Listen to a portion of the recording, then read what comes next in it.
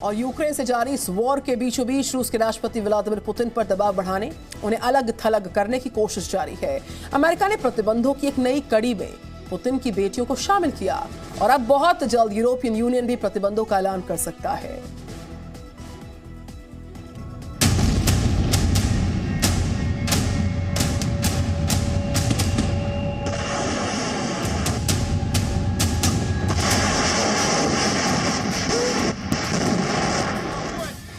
Ukraine में रूसी सेना तबाही मचा रही है।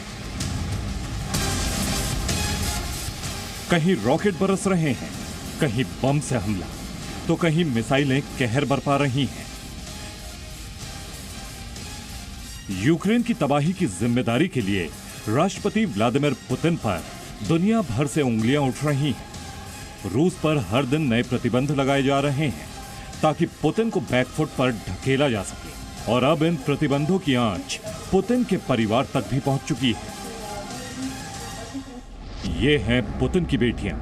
पुतिन की एक बेटी का नाम मारिया वोरोत्सोवा है, जबकि दूसरी बेटी का नाम केतरीना तिखोनोवा है। वोरोत्सोवा 37 साल की है, जबकि तिखोनोवा की उम्र 35 साल है। पुतिन की दोनों ही बेटियां उनकी पूर्व पत्नी ल्यूडमिला से हैं। मीडिया रिपोर्ट्स के मुताबिक पुतिन ने अपनी बेटियों के नाम की कभी पुष्टि नहीं की।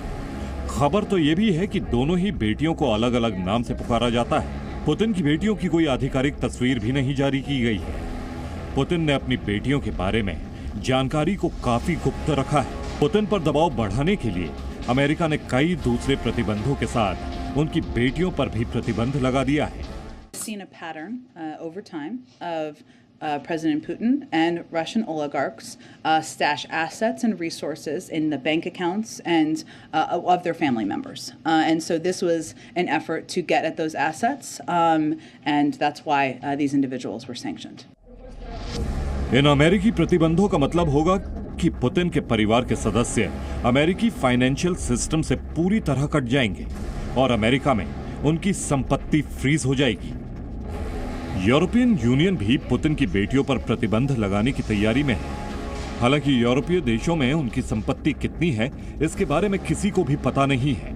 मीडिया रिपोर्ट्स में कहा जा रहा है कि यूरोपीय यूनियन ने प्रतिबंधों को लेकर पुतिन के परिवार और उनके करीबी लोगों की एक लिस्ट तैयार की हुई है। हालांकि इस लिस्ट को अभी तक यूरोपीय देशों की सरकारों ने अपनी मंजूरी नहीं दी। ब्यूरो रिपोर्ट, जी मीडिया। और यूक्रेन वॉर में बुचा का एपिसोड इतना भयानक कि अब रूस को बुचा नरसंहार पर सफाई देते नहीं बन पा रहा। और दूसरी तरफ अमेरिका और ब्रिटेन पूरी कोशिश में है कि रूस को अंतर्राष्ट्रीय मंचों से अलग थलग कर दिया जाए। और इस सिलसिले में अब तक की सबसे बड़ी कार्रवाई कुछ देर बाद संयुक्त राष्ट्र संघ महासभा की बैठक में होने वाली है। रोमानिया और अमेरिका ने रूस को संयुक्त राष्ट्र मानवाधिकार परिषद से बाहर करने के प्रस्ताव पर वोटिंग की मांग की। 2/3 मेंबर्स की वोटिंग से रूस यूएनएचआरसी की सदस्यता को खो सकता है।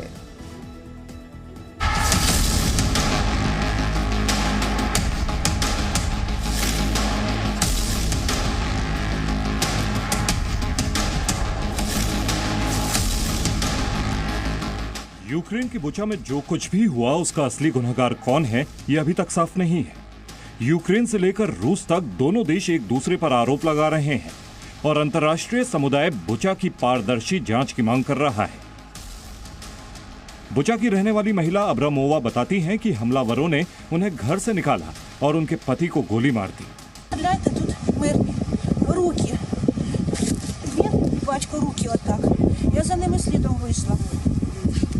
ऐसे तमाम गवाह और पीड़ित सामने आ रहे हैं जो बुचा नरसंहार के चश्मदीद हैं। लेकिन दूसरी तरफ सोशल मीडिया पर रूस की ओर से भी वीडियो डाले जा रहे हैं। इन वीडियो के हवाले से दावा किया जा रहा है कि बुचा में रूस समर्थकों को यूक्रेन की सेना ने ही प्रताड़ित किया है। यूएन में रूस के राजदूत वेसेल नेमेंजिया कह चुके हैं कि हम सिक्योरिटी काउंसिल को सबूत देंगे कि रूस की सेना बुचा अत्याचार में शामिल नहीं थी। We have factual evidence that proves this point. We intend to present it to Security Council as soon as possible, so that the international community is not misled by the false narrative promoted by Kyiv and its Western sponsors. रूस आरोप लगा रहा है कि Britain जानबूझकर security council की बैठक नहीं बुला रहा है, जिसमें रूस बुचा का सच रखना चाहता है। दूसरी ओर अमेरिका और यूरोप अब रूस को यूएनएचसीआर से बाहर करने की कोशिश में जुट गए हैं। यूक्रेन युद्ध के बाद से संयुक्त राष्ट्र महासभा में रूस के खिलाफ कई प्रस्ताव पारित हुए हैं, लेकिन गुरुवार को यूएन के 193 देशों की मीटिंग में रूस के खिलाफ बड़ा फैसला होने वाला है। यूएनजीए में अमेरिका ने रूस के खिलाफ प्रस्ताव रखा है, जिसमें रूस को यूएनएचसीआर से बाहर करने की मांग की गई है। अमेरिका के इस प्रस्ताव को रोमानिया और यूरोपीय देशों ने समर्थन दिया है। रूस को यूएनएचसीआर से निलंबित करने के लिए 193 में से 129 सदस्यों के वोट की जरूरत होगी, जबकि संयुक्त राष्ट्र संघ में अमेरिका की राजदूत लिंडा थॉमस ग्रीनफील्ड ने कहा कि रूस के यूक्रेन हमले का विरोध कर चुके 140 देश अगर साथ आ जाएं, तो रूस को यूएनएचसीआर से आसानी से बाहर किया जा सकता है। बता दें कि यूएन के मानवाधिकार परिषद में 47 सदस्य देश हैं, जिनका चुनाव गुप्त मतदान के जरिए यूएन के सदस्य देश करते हैं।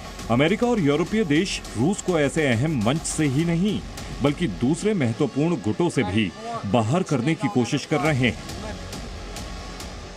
अमेरिकी सरकार ने तो ये भी कह दिया है कि वो G20 की बैठक में तब तक शामिल नहीं होगा जब तक रूस वहां मौजूद होगा।